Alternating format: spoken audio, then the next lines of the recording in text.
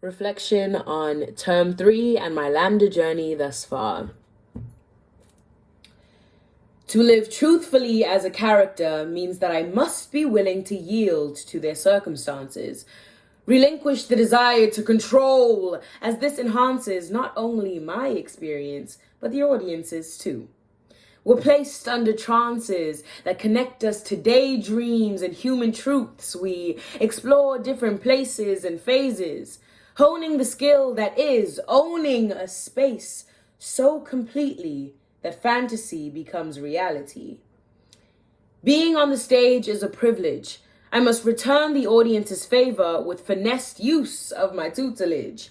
Resisting difficult truths belonging to other beings is a lie. You can't just crave the glitz and glam like Nina Zarechny without sharing all that you are. Nah, baby, that won't fly.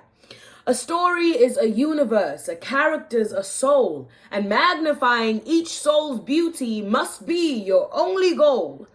By beauty, I don't just mean physical, though that's part of the talent. I mean all their complexities ignite the good, the bad, the savage. Good dialogue is lifelike, and life demands conflict. A fear of being seen at your extremes and in-betweens is theft. You've nicked the fun out of it. Mamas, that's too strict. But it's not as hard as you're making it out to be. I swear, just focus.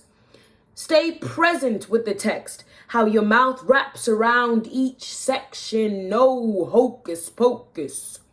Spoken words ring as beautifully as song, technique so slick that it almost goes unnoticed. Almost. If my aim is to communicate that love could help to liberate us all from the heavy weight of societal expectation, my love, the show has got to be more than great. If I want to sing about my shot like Mr. Hamilton, I've got to be willing to bare my soul and almost come undone. For these were words chosen for the whole world to hear. Like Miss Seeley's journey in I'm Here, a 5-minute Bildungsroman, or the strange and bitter crop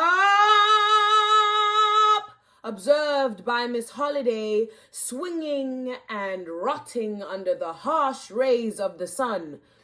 The same soul Mr. Baptiste speaks of, assuring that it's all right. It's all right. It's all right to have a good time. Said it's all right. Whoa, it's all right.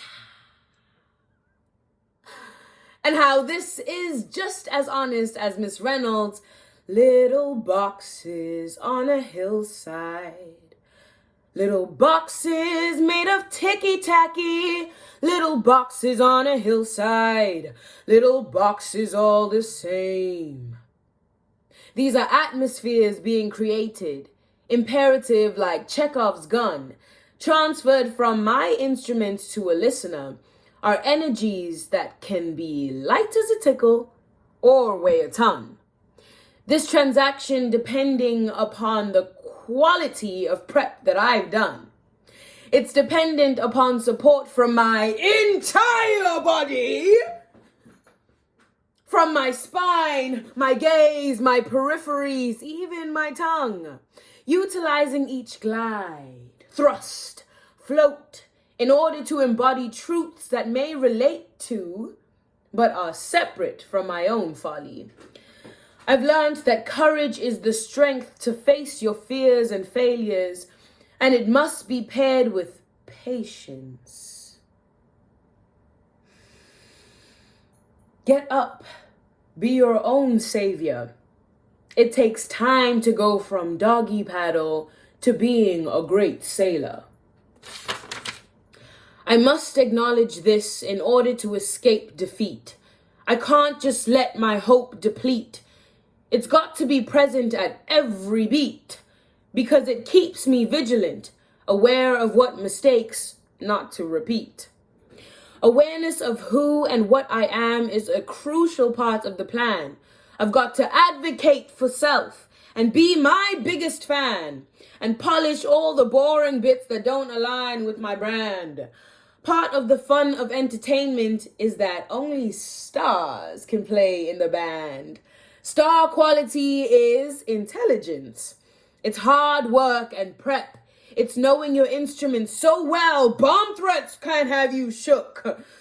This craft requires dedication, sacrifices made for every rep, a willingness to explore the unknown, shine a light on each nook and cranny. Each cranny and nook.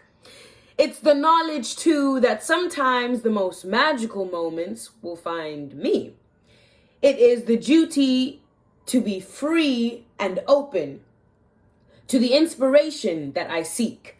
Expanding my point of view grants me access to safety nets that viewpoints unleash, that viewpoints unleash, that viewpoints unleash.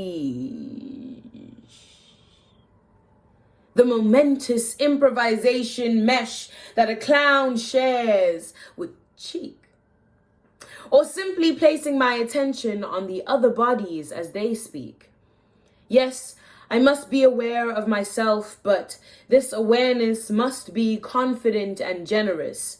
Climbing up self-conscious mountain can sometimes feel tremendous.